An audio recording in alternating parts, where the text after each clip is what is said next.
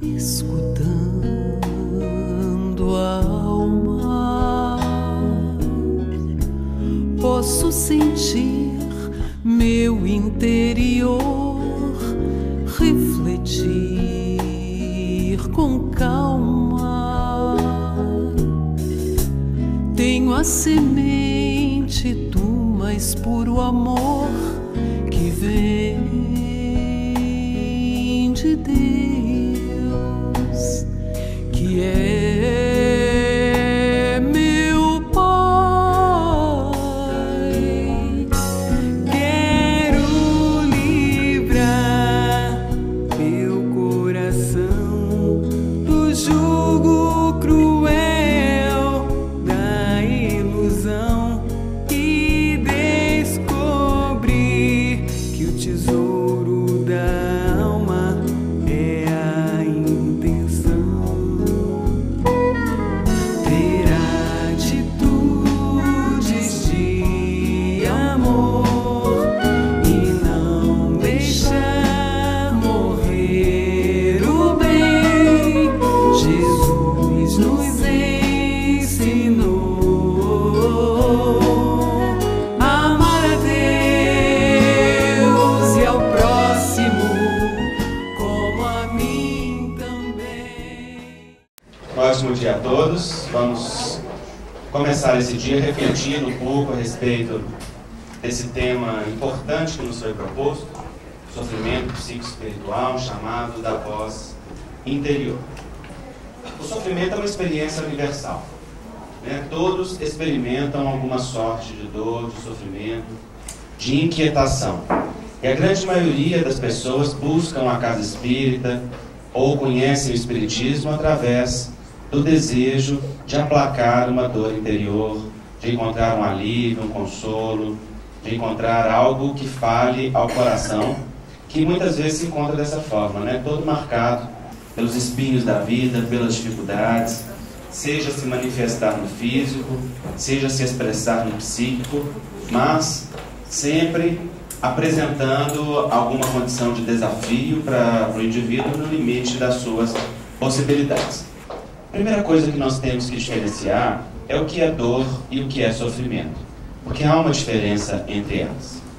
A dor é produto natural dos desafios e do avançar dos limites na vida. Todos nós estamos submetidos continuamente a limites e a expansão desses limites, porque o progresso ele consiste em fazer-nos avançar sempre um pouco mais naquelas etapas e naqueles lugares que nós alcançamos nas nossas vidas. No entanto, o sofrimento ele é algo mais do que a simples dor. O sofrimento é a interpretação da dor. Porque doer, machucar, desafiar é um fenômeno natural. Mas dependendo da forma como nós olharmos, lançarmos uma interpretação para aquele fenômeno, ele se torna minimizado ou maximizado. Ele pode ficar pequeno ou pode ficar gigante nas nossas experiências, tomando um espaço muito grande na vida de cada um de nós. Nietzsche dizia com muita propriedade que na vida não existem fatos, existem interpretações. Então muitas vezes a gente se diz vítimas de sofrimento X, sofrimento Y, como se fossem coisas que não pudessem ser modificadas, transformadas na nossa vida, mas o sofrimento ele é produto de uma experiência e uma interpretação da experiência. Uma vez que se modifica a crença fundamental que baseia aquela interpretação, aquela necessidade interior ou aquela expressão interior, ela se modifica. Isso quer dizer, se nós modificamos a forma que nós vemos os fenômenos da vida, os próprios fenômenos da vida se modificam. Allan Kardec já dizia isso. E ele postulou um dia, narrando a respeito da sua vida, que quando ele se sentia aplacado pelas dores internas, fruto do sofrimento, do ataque daqueles que eram contrários à ideia espírita, que não lhe compreendiam a tarefa, ele fazia um exercício que era muito salutar. Ele dizia assim: eu, quando estou envolvido nas dores ou no sofrimento próprio dos ataques, das críticas e daquilo que me faz sofrer intimamente, eu me elevo antecipadamente ao mundo dos espíritos em relação à vida futura para analisar a consequência dos atos presentes sobre a vida imortal. E aí ele dizia: quando começo a analisar a vida sob esse prisma, assemelho-me àquele que, subindo numa montanha, consegue visualizar ao longo todo o trajeto, sem ficar perdido nas limitações que a condição de estar no solo impõe. E assim mesmo, né? Quando nós estamos no solo, numa estrada, a gente só vê as árvores, os empecilhos, as dificuldades que nos rodeiam. Mas quando nós subimos em algo que é maior do que aquele ambiente onde nós estamos, nós visualizamos o terreno, visualizamos as etapas, o processo. Então, a Kardec dizia assim: quando me elevo e analiso as questões da vida sob o prisma da espiritualidade, eu modifico a minha experiência de sofrimento. E encontro uma força interior, encontro uma fortaleza íntima que me faz prosseguir avante na certeza de que estou seguindo aquilo que é caro, aquilo que é certo para o meu coração. Nessa perspectiva, aquilo que é dor, aquilo que é sofrimento, vira degrau, vira escola, vira etapa, vira processo, e ele entende que isso tudo, dentro de um contexto, faz algo muito especial e profundo para a sua vida. Então, o sofrimento, ele é fruto de interpretações, da forma como nós encaramos a situação. É por isso que uma mesma circunstância dói muito para uns e não dói nada para outros, né? Quando analisado de forma isolada na nossa vida, o sofrimento às vezes parece muito difícil. E certo dia, uma mãe chegou na casa espírita em que eu trabalhava, sofrida com relação a uma determinada circunstância familiar que estava vivendo, de grande sofrimento para ela. Ela estava no seu limite naquela etapa. E ela dizia isto na orientação fraterna e pedia um receituário mediúnico. E os espíritos deram uma resposta para ela que eu achei assim, de uma sensibilidade muito grande e de uma beleza muito grande também. Eles disseram assim: olha, essa circunstância que você está vivendo isoladamente é amarga como fermento. No entanto, no contexto da sua vida, tem o mesmo papel do fermento na experiência do bolo. É ela que dá o crescimento. Olha que interessante, né? O fermento sozinho é intragável, mas não se faz um bolo crescer sem o fermento. Não é assim? Se eu estiver errado, você me corrige. Porque de bolo eu não entendo badalina. Mas não se faz um bolo crescer sem que tenha a experiência do fermento, porque o fermento é que vai dar o crescimento. E assim também é na vida de cada um de nós. Aquilo que nos machuca, aquilo que nos dói, aquilo que muitas vezes nos coloca nos limites das nossas possibilidades, são divinos estímulos, muitas vezes, colocados ao nosso redor, para nos dar a condição de crescimento adequada que nós necessitamos. Para que a gente tenha a condição de transformar, de transmutar as circunstâncias da vida que muitas vezes ficariam paralisadas, ficariam neutralizadas no comodismo ou na aparente tranquilidade se nós deixássemos as coisas correr como estão. Rubem Alves tem uma fala muito bonita em um de seus livros, quando ele compara o ser humano à pipoca. Vocês já viram esse texto? Chama pipoca, depois vocês procuram. E ele diz assim: o grão de pipoca, ele é um milho duro e mirrado, que não serve para nada. Um certo dia, alguém observando aquilo, resolveu colocar aquele grão duro e mirrado na água. Esquentou aquela água e nada aconteceu. Não desistindo, resolveram colocar no óleo. Aqueceram o óleo e de repente, ele diz na linguagem poética, a mágica se fez. No esquentar do óleo, o milho duro e mirrado se abriu em flor branca e macia. E aí está a beleza da vida. E ele vai dizer, o ser humano é o milho duro de pipoca, que na experiência da vida encontra a oportunidade de transformação, de transmutação. Mas ele vai dizer para nós que nós vivemos numa sociedade que deseja de toda forma apagar o fogo. E se nós observarmos, por exemplo, a nossa prática em busca de saúde, nós vamos perceber que a grande maioria de nós não busca saúde, muito menos cura. A grande maioria da humanidade busca apenas anestesia. É só se ver livre do sofrimento. vai ao médico mecânico, né? Como dizer, olha, eu vou deixar aqui minha cabeça com enxaqueca e passo mais tarde para buscar. Desde que você tire essa enxaqueca da cabeça, acabou. Porque esse é um trabalho árduo de autoconhecimento, de busca interna, de autoanálise, e pressupõe um amadurecimento muito grande. A grande maioria quer só anestesia. Se nós observarmos os hipertensos, os diabéticos, uma pequena porcentagem faz dieta. Uma pequena porcentagem faz exercício físico. O que é o mínimo do mínimo do mínimo para se cuidar. Mas vai ao médico e chega com aquela cara mais tranquila do mundo. Doutor, seu remédio não vale nada. Como se o médico fosse o salvador da pátria, aquele que tem a condição de retirar a experiência do sofrimento, de aliviar, de cuidar de todo aquele corpo. Muitas vezes a ideia que é fortalecida até mesmo pela própria classe médica, quando se coloca numa posição de poder sobre a experiência do outro, inutilizando o saber que é popular e a participação do indivíduo no seu próprio processo.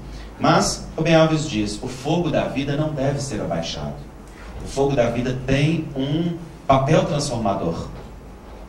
O que nós precisamos é aprender a permitir que este fogo que é transformador faça em nós o fenômeno da transmutação, modificando aquilo que precisa, transformando o milho duro em flor branca e macia. Mas ele vai complementar dizendo, no entanto, muitos na vida se comportam como um milho duro de pipoca, que uma vez que não decida se estourar, tem a opção de virar piruá. E aí ele diz assim, a gente, diante do sofrimento, tem duas opções. Ou aproveita aquele fogo e se transforma, ou então vira piruá, encroa, literalmente. E o piruá serve para quê? Ou joga fora, quebra dente, ou vira farinha. Vocês nunca viram farinha de piruá? Faz farinha também. Mas vai ser moído, né? Vai ser moído de qualquer forma. Então tem um sentido e um processo sendo feito dentro da experiência do sofrimento da vida que importa nos reconhecer, que importa nos entender para que a gente possa apreender o sentido sagrado daquela experiência. Sem sombra de dúvida, tem uma série de sofrimentos que podem ser aliviados ou até mesmo retirados da nossa vida sem nenhum problema. Porque muitos deles não significam processos evolutivos, representam escolhas. E aí que está a grande diferença que a gente precisa parar para refletir e pensar. Um certo dia, um amigo espiritual na Associação Médica Espírita convidou-nos a refletir a respeito de um tema. Nós temos lá um trabalho, nós temos na Associação Médica Espírita de Minas Gerais vários trabalhos com pacientes em várias áreas. E um dos grupos é o grupo de psiquiatria, que trabalha com temas psiquiátricos ao longo do ano. E a gente forma um grupo de um determinado tema, uma vez por ano, e acompanha aquele grupo durante um ano. Depois forma um novo grupo. E a cada ano é um tema diferente, que é trabalhado dentro da psiquiatria. E neste momento o tema é Síndrome do Pânico, Ansiedade e Fobias, que está sendo trabalhado.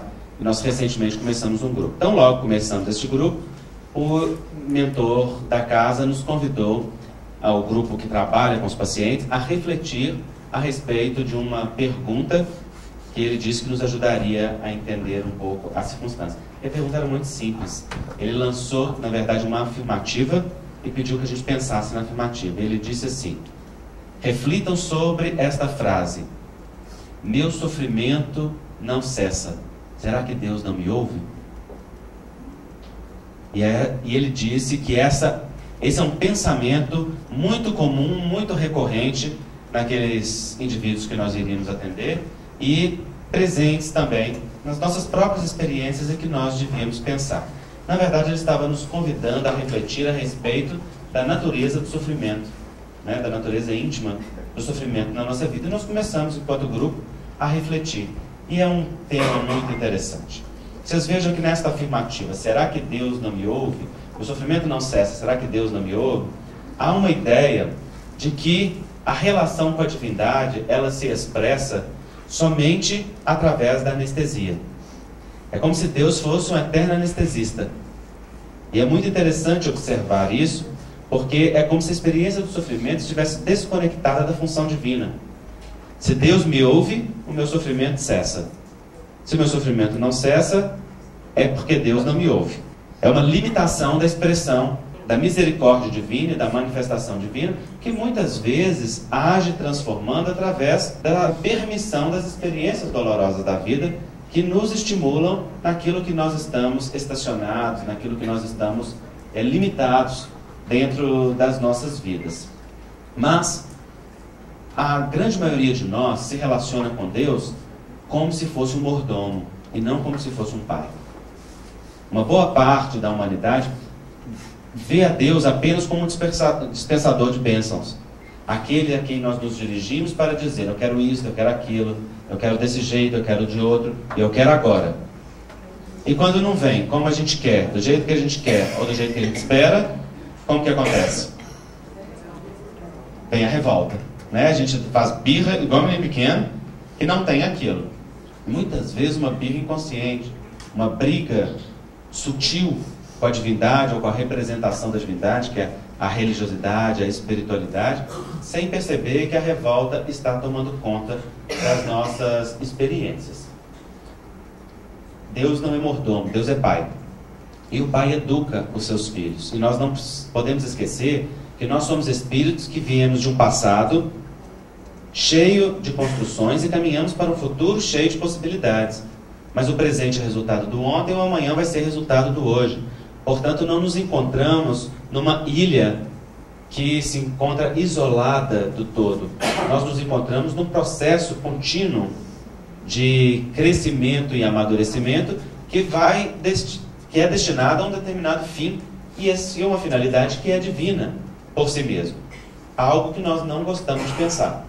Não gostamos de pensar porque esta ideia muitas vezes nos leva a limitar o prazer imediato, a limitar o gozo do aqui e do agora, naquilo que a gente acha que é justo ou que é necessário. E aí qualquer experiência de sofrimento é vista como um obstáculo ao gozo, um obstáculo ao prazer, portanto necessitada de ser colocada à parte, de ser retirada da experiência, e não de ser analisada, pensada, sentida, vivida. Mas Deus é pai, e o pai educa. E a educação do pai é aquele que ora fala sim, ora fala não, ora fala talvez, ora daqui a pouco. Afinal de contas, quantos de nós já não viveu uma experiência de desejar, querer, refletir a respeito de alguma coisa e vai, com o passar da vida, percebe que aquilo que queria, desejava ou pensava era algo inadequado para a sua vida? Já aconteceu com vocês isso? Lá em Belo Horizonte acontece demais. Mas em Brasília, né? A gente nunca sabe. Acontece muito.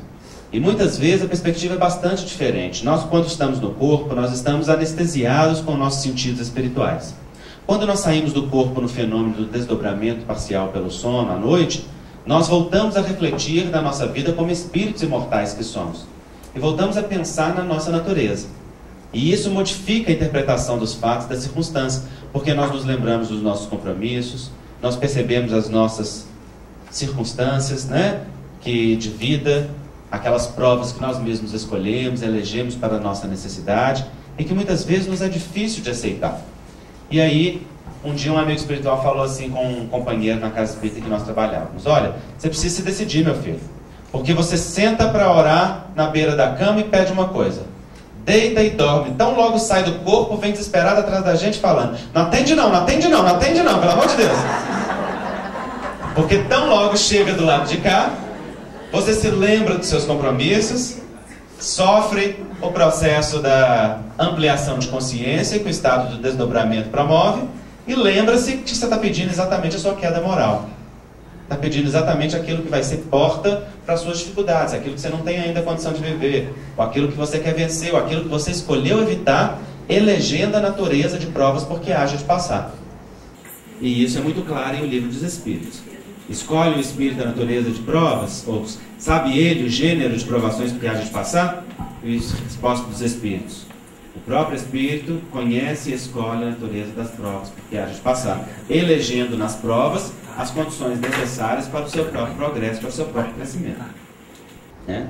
Então, na experiência do sofrimento em relação à divindade, há essa presença desta visão de Deus que precisa ser modificada. Porque quando nós dizemos sofrimento não cessa, será que Deus não me ouve? É como se a experiência da dor não fizesse parte do processo evolutivo. Certamente, há uma soma de experiências de sofrimento que não precisam ser vivenciadas. Porque quando nós entramos na experiência da culpa, nós entramos no fenômeno da autopunição que determina sofrimentos que não são evolutivos. São sofrimentos autoimpostos. E muitos de nós vivenciamos essa natureza de sofrimento. Seja na escolha do próprio gênero de encarnação, ou seja durante a própria encarnação. Muitos espíritos, antes de reencarnar, perdem determinadas provas as quais não podem suportar. E os mentores falam: meu filho está querendo uma prova que está além das suas forças. Não tem necessidade de ser dessa ou daquela maneira. E durante a própria vida, muitos de nós nos impomos uma série de posturas, de acatamentos e outras situações difíceis da nossa vida, que representam às vezes só o fenômeno da autopunição, aquela voz interna que diz lá no fundo que nós merecemos sofrer, que nós merecemos pagar, que nós merecemos passar por isso. Isso é muito comum, por exemplo, em mulheres que experienciaram o aborto, por exemplo. Eu trabalho com muitas pacientes que muitas vezes, longos anos após a experiência do aborto, não se permitiram a experiência do perdão.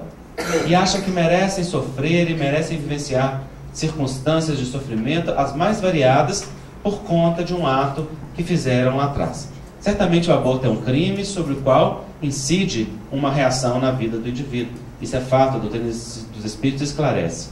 Mas não necessita que o indivíduo que a tenha vivenciado fique se autopunindo no desejo de se fazer sofrer para amenizar a dor do remorso. E aí nós temos a grande diferenciação da culpa em duas vertentes que são muito importantes para nós, que nós precisamos pensar. Uma é a vertente do remorso e outra é a vertente do arrependimento. Os vícios não são provas no sentido de que eles não são impostos. Os vícios são construções da vida do indivíduo.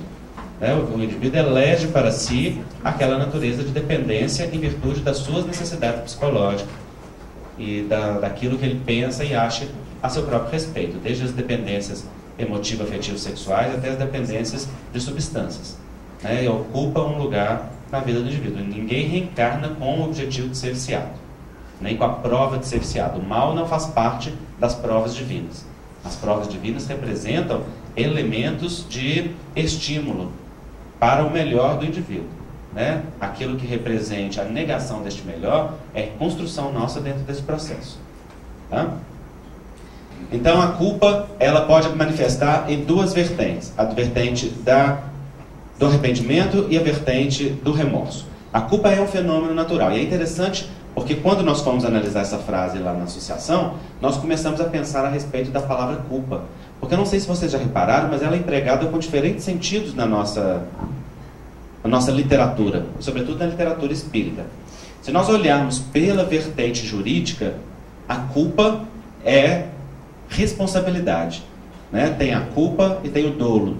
Aquilo que é a responsabilidade do indivíduo sem intenção e aquilo que é dano causado pela intenção ou com a consciência daquele equívoco. A culpa, quando o indivíduo tem um fato que é culposo, significa que ele é responsável por aquilo. Então, juridicamente, em outras ciências, a culpa representa responsabilidade. Mas, em geral, quando nós empregamos culpa na nossa sociedade, a culpa vem com a vertente da interpretação do remorso. Não sei se vocês já repararam isso. Mas o Espírito Homero, no livro Homem Sadio, ele chama atenção para o fato de que a culpa é um fenômeno natural na nossa experiência e ela tem duas vertentes: a vertente do arrependimento e a vertente do remorso. Isso significa que responsabilizar-se pela vida é um fenômeno natural. Mas, diante da responsabilização, nós, de acordo com a postura que adotarmos conosco, podemos caminhar para dois lados diferentes. O remorso é filho do orgulho. É um fenômeno que determina a autopunição. Porque é aquela voz interior que fala assim: olha, errei, e sou tão perfeito, e sou tão bom, e sou tão, que não tenho o direito de recomeçar. mereço sofrer, mereço me punir, mereço me machucar em virtude daquilo que fiz. É aquilo que paralisa o indivíduo e faz com que ele fique remoendo o passado. Todo fenômeno de remoer o passado é fenômeno autopunitivo, inclusive na experiência da mágoa, na experiência da dor emocional.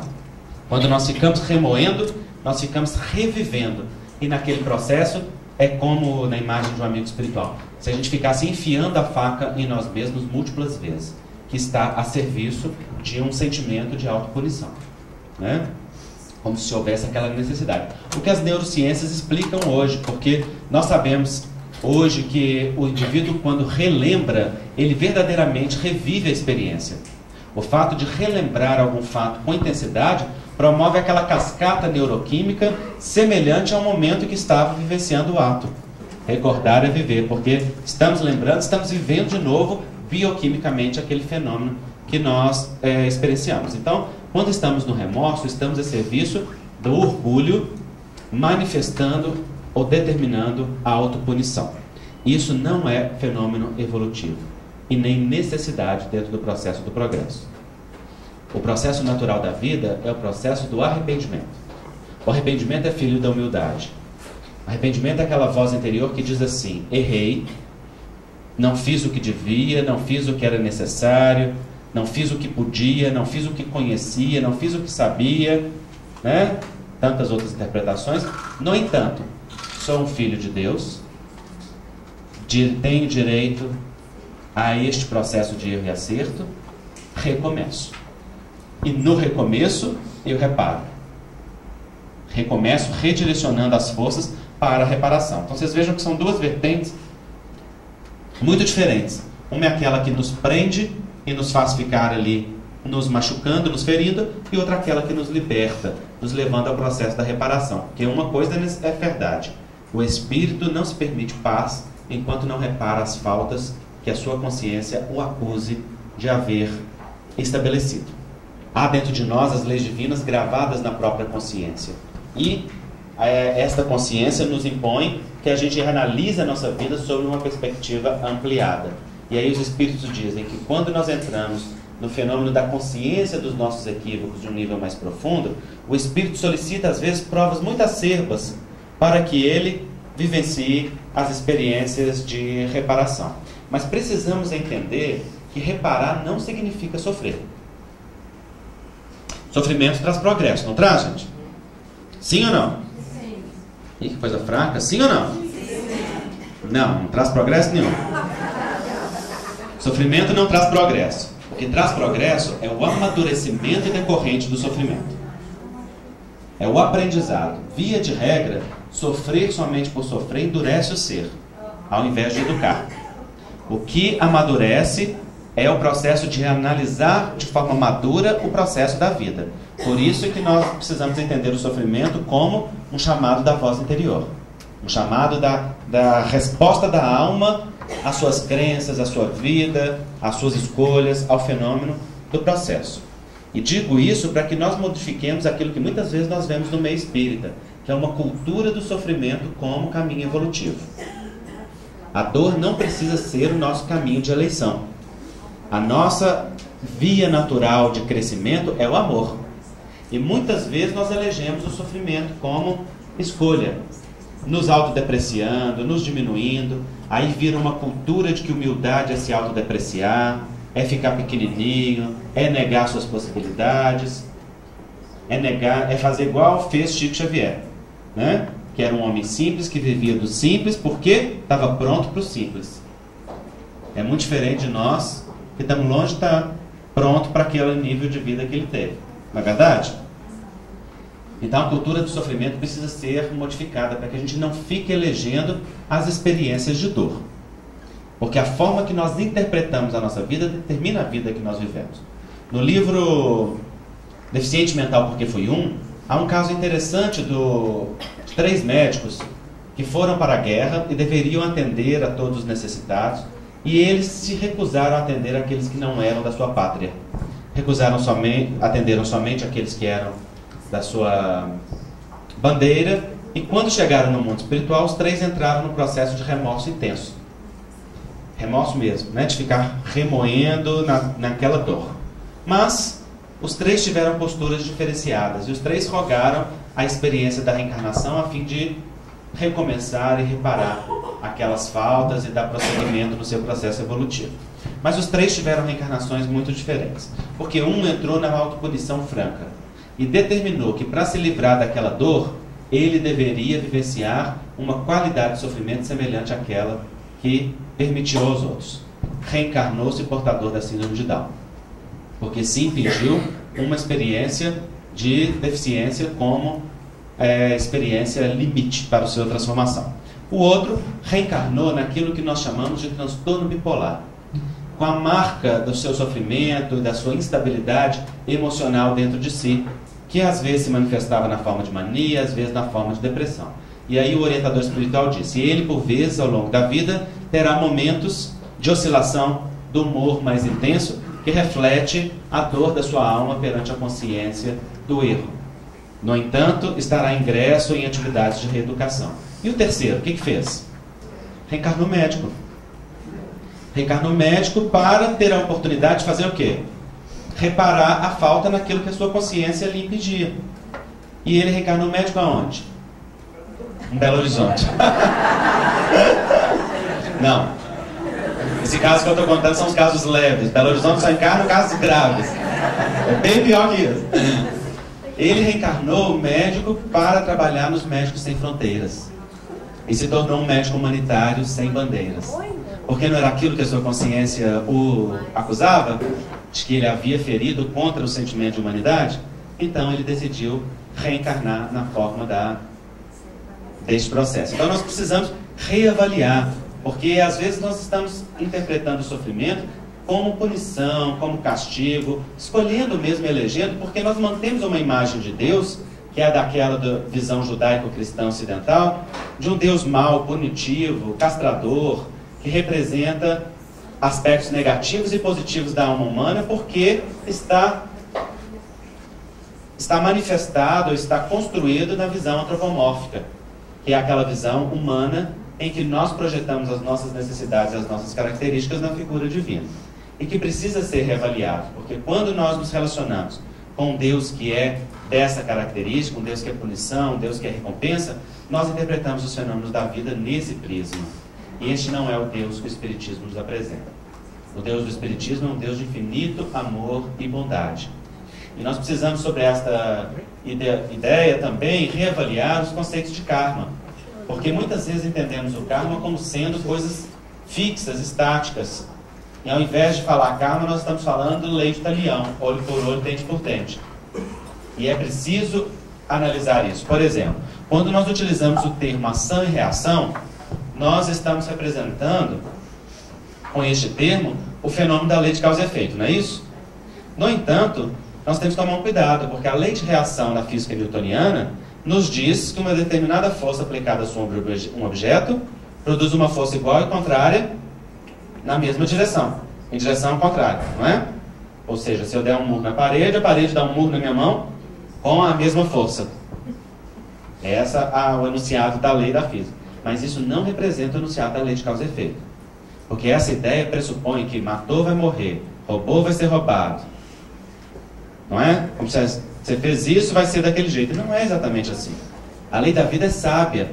Ela sabe colocar agravantes, atenuantes, circunstâncias e uma série de características que nos fazem rever aquelas circunstâncias que nos dão o exato necessário e que, sobretudo, estão também muitas vezes dependentes da consciência do indivíduo e da sua interpretação. Da consciência, porque o indivíduo que erra sabendo é diferente daquele indivíduo que erra sem conhecer. O próprio Evangelho diz isso. A quem conhece, 10 chibatadas. A quem não conhece, 1 chibatada. Vocês já viram isso? Está lá no Evangelho. Né? Como dizer, aquele que tem o conhecimento, a reação é muito maior, porque tem a consciência, tem a oportunidade. E é natural, na nossa vida física também acontece assim. A lei nos responsabiliza de acordo com o nosso conhecimento. Então eu trouxe uma imagem que ajuda-nos a pensar a lei de causa e efeito para nós refletirmos sobre este movimento na lei da vida. Olha que interessante isso daqui. Aqui está representada que figura? Quem é esse daqui? Deus, né? A figura divina. Está aqui representada na forma antropomórfica. Na forma masculina ou feminina? Hã? Essa unha pintada aqui é o quê?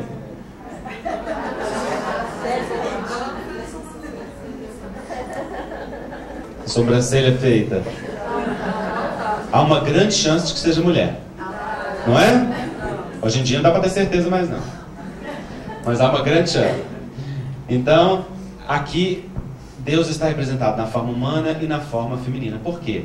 Porque para nós, na cultura judaico-cristã ocidental, Deus é homem. Mas na cultura oriental, há o Deus Brahma e o Deus Shiva. Há a figura masculina e há a figura feminina, que são as representações da tradição orientalista. E aqui está representado o seu poder. Na verdade, Deus não é homem nem mulher, porque Deus não é humano e não tem sexo. Nem nós temos. Nós reencarnamos ora como homens, ora como mulheres. O espírito também não tem sexo absoluto, né? Embora seja sexuado, ou seja, portador da energia sexual, que é uma energia presente desde o primórdio da evolução, que é energia criadora, construtiva, mantenedora. No entanto, o espírito não tem o sexo biológico, porque o sexo biológico é dependente da forma, e a forma é dependente da matéria. Deus, no entanto, representa a síntese do masculino e a síntese do feminino. Ele tem em si todas as características que são dos nossos atributos. E aqui está o homem, o espírito, genuflexo diante dessa grandeza, de joelhos perante a lei, porque cada um de nós se dobra diante da lei. E, no entanto, ele tenta varrer para debaixo do tapete do mar da vida o lixo das suas experiências. Como esconder esse lixo da observação? Mas a reencarnação funciona à semelhança da maré, que um dia leva para longe aquilo que nós nela tiramos, para no dia seguinte trazer aos nossos pés, depositando no mar das nossas vidas o resultado daquilo que nós mesmos fizemos ontem. A lei de causa e efeito é aquele enunciado que determina que o ser responsabiliza-se pelos seus atos. Porque o fenômeno da vida através da reencarnação não é punitivo. Enganam-se aqueles que pensam que a reencarnação é objetivada para fazer o indivíduo pagar os erros do passado. A reencarnação não tem esse objetivo. Essa é a visão do leigo que não entende de doutrina espírita. A reencarnação é um fenômeno pedagógico, divino, que faz a cada um de nós amadurecer para aquilo que necessita. Nós poderíamos nos comparar a uma semente. A semente do carvalho não é o carvalho, mas ela é o vir a ser. Ela é a promessa do carvalho. Ela tem em si todas as características e as potencialidades do carvalho. Mas para vir a ser carvalho, ela vai precisar enclausurar-se na terra, receber nutriente e alimento, que vai despertar a sua genética natural, que vai fazer com que lance um broto, do broto venha o tronco, do tronco deite galhos, das galhas flores, das flores do fruto. E aí o ciclo se perpetua. O ser humano é semente divina. Traz em si a genética espiritual da divindade.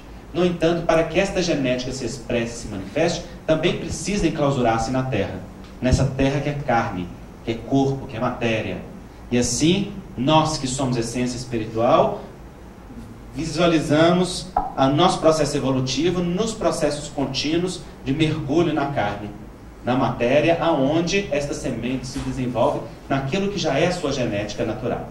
Então, o processo da reencarnação é o fenômeno pedagógico de fazer com que esta semente divina receba nutriente e força através do estímulo das experiências variadas, de forma sequenciada, a fim de que chegue ao seu término e ao seu objetivo, que é produzir conforme Deus planejou e estruturou a vida para nós.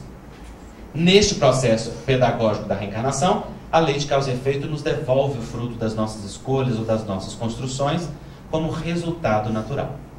Então, o sofrimento que colhemos hoje, a dor que nos apresenta, a dificuldade relacional, a genética do corpo que muitas vezes manifesta adoecimentos, as dificuldades da vida física que às vezes nos apresenta empecilhos ou tropeços, representam não punição da vida, mas fenômeno natural de retorno das nossas próprias construções, a fim de que nós tenhamos consciência do nosso poder pessoal, da nossa responsabilidade perante nós mesmos e perante o social, desenvolvimento das nossas potencialidades divinas e, sobretudo, aquilo que é o grande objetivo da evolução, que é a conquista da amorosidade. Porque no processo da vida é preciso amadurecer, crescer e vencer a todas as circunstâncias da nossa vida de uma forma contínua, sem permitir que aquilo se faça para nós uma pedra de tropeço, mas antes se transforme num degrau evolutivo que nos coloque mais avante. Isso significa ler na linguagem do nosso corpo a mensagem da nossa alma. Ler nas circunstâncias da vida a natureza da vibração que nós emitimos atraindo aquelas circunstâncias. Ler nas experiências dos indivíduos com os quais nós convivemos, aqueles compromissos com os quais nós estamos vinculados. Porque Emmanuel é muito claro dizendo que nós reencontramos os indivíduos na família, na sociedade, na casa espírita, no exato ponto em que os deixamos no passado. Na exata condição. Então hoje nós estamos lidando com a mãe que é problema, o filho que é problema, o irmão que é problema, que é viciado, que tem uma característica de personalidade difícil, que tem essa ou aquela característica que nos incomoda. Aquilo ali tem responsabilidade conjunta. É sempre responsabilidade do indivíduo, claro, mas muitas vezes foi induzido por nós no passado a ser daquela forma. Quando ontem, levianos, nós auxiliamos o outro a entrar no crime e na irresponsabilidade. E agora, por estarmos temporariamente esforçando por ser virtuosos, não podemos nos colocar naquela posição de achar que a vida é injusta, que nos traz dissabores enquanto nós somos bons, entre aspas. Temos que lembrar que a característica de ser bons ainda não é característica de conquista definitiva nossa. É o esforço, né? Embora, em essência, nós sejamos divinos. Sejamos figuras maravilhosas, amadas do Pai, né? Que nós temos que valorizar e nos tratar assim.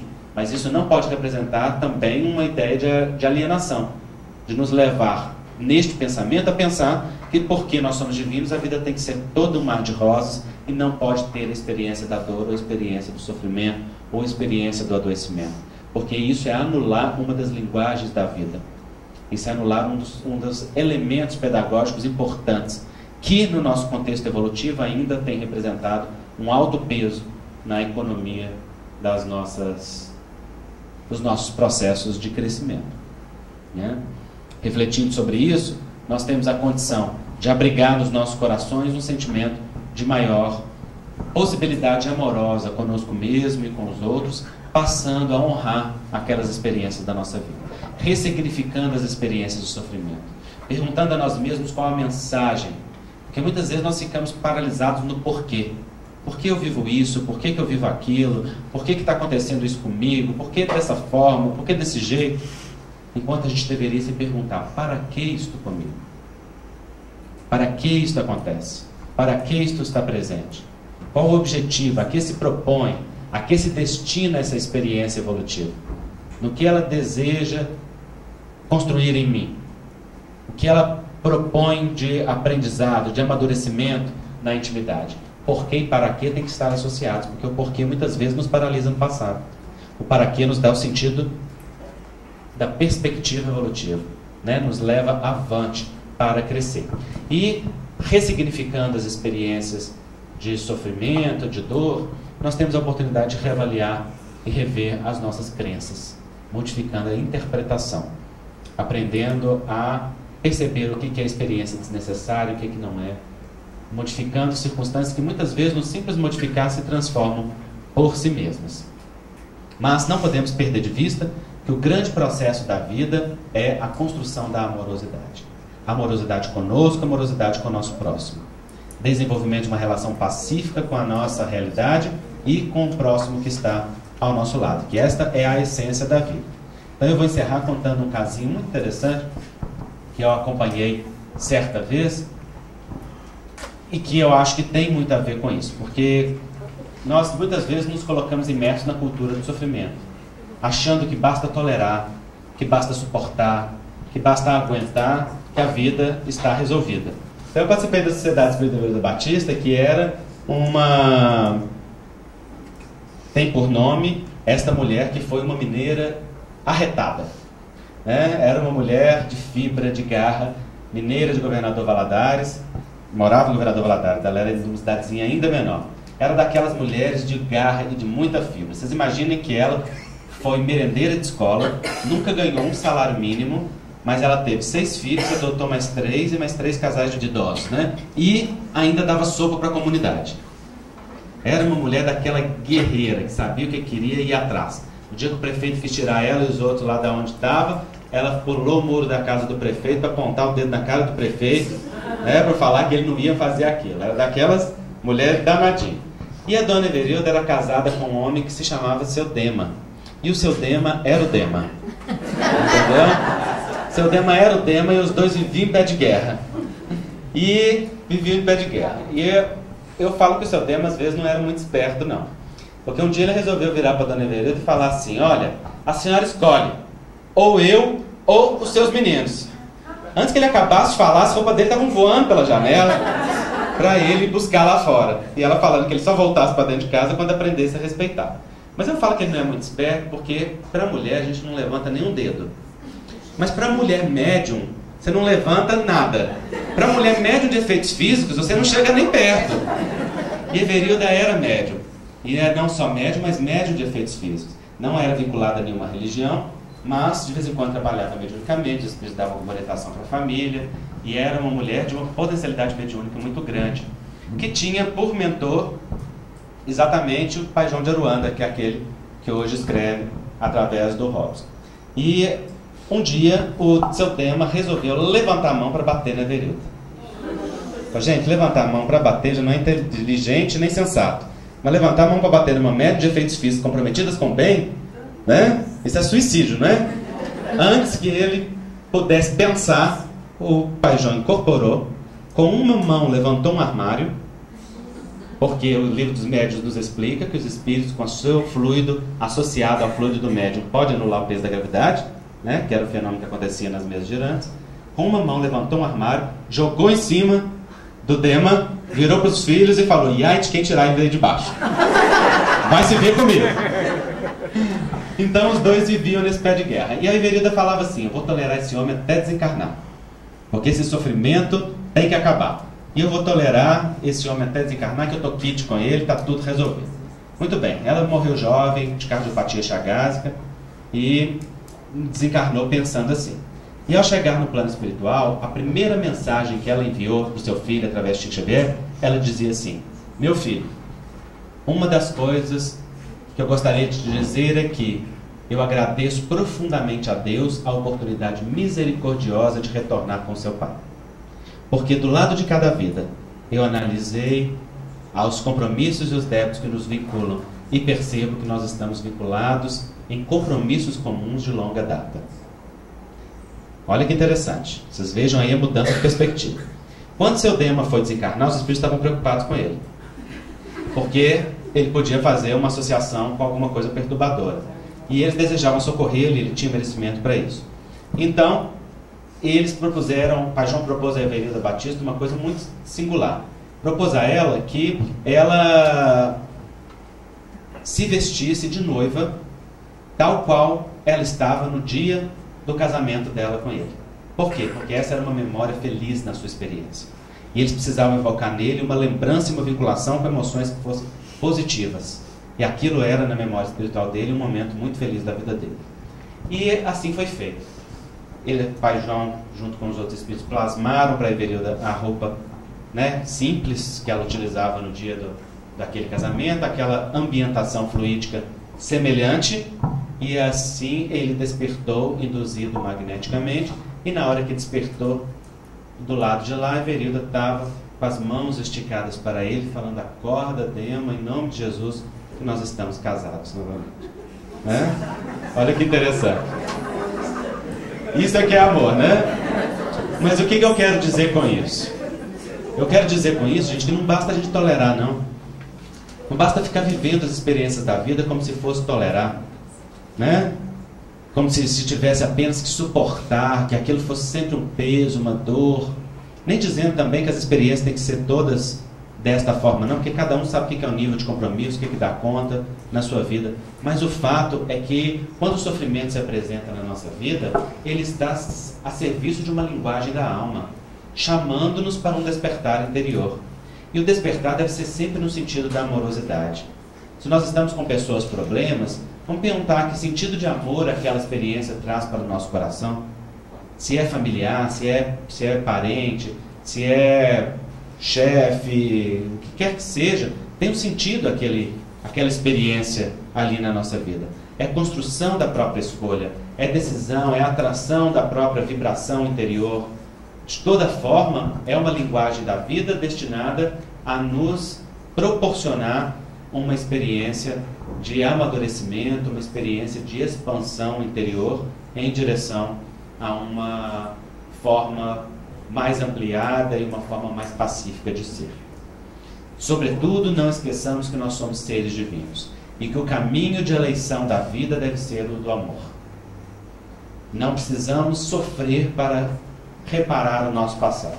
Não precisamos sofrer para assumir as nossas responsabilidades. André Luiz fala com muita propriedade no livro Evolução em Dois Mundos. O bem constante gera o bem constante. E mantida a nossa movimentação infatigável no bem, todo o mal por nós amontoado se atenua gradativamente ao impacto das vibrações de auxílio nascidas a nosso favor, em todos aqueles aos quais dirigamos a mensagem de entendimento e amor puro, sem necessidade expressa de recorrermos ao concurso da enfermidade para eliminar de nós os resquícios de treva que, porventura, existam em nosso campo mental. Amparo aos outros cria amparo a nós próprios. Olha que lindo ele nos dizendo. Ninguém precisa adoecer para eliminar o mal que exista no seu corpo espiritual. Ninguém precisa sofrer para reparar. O que nós precisamos é aprender a renunciar. E a renúncia pode ser uma experiência de amorosidade desconectada da experiência do sofrimento. Lá no Livro dos Espíritos está muito claro. Reparar é a ser atingido nos seus interesses pessoais. É doar de si para além daquilo que é a sua necessidade. É sair do próprio umbigo, da sua necessidade, da sua própria condição, para olhar aquilo que é a necessidade do outro. Porque uma vez que haja falta, uma vez que a gente tenha lesado a vida, a alma, o coração de alguém, nós não encontraremos felicidade na nossa enquanto não repararmos aquilo. É o que dizem os Espíritos consecutivamente. Mesmo que a gente tenha a ilusão de que a gente pode seguir à frente ignorando a destruição que a gente deixa para trás, né? Mas quando a gente olha para trás com amorosidade e aprende que a renúncia pode ser um caminho de construção, a gente pode começar a beneficiar anonimamente aqueles que nós ferimos. Nós podemos ter a experiência da humildade de pedir perdão. Nós podemos buscar as pessoas para reparar aquilo que nós porventura tenhamos feito, e podemos dar ao outro e a nós mesmos esse acolhimento de amorosidade que nos permita sair da experiência da autopunição, da dor, para os reencontros no amor. Porque, em essência, o que cura na vida é a experiência amorosa. Certo? Então, que Jesus nos abençoe e que nós possamos prosseguir neste caminho, amadurecendo estas ideias e consolidando esse sentimento da humanização na nossa relação conosco mesmo, com o nosso próximo, com a nossa seara bendita que é a doutrina espírita. Jesus nos abençoe.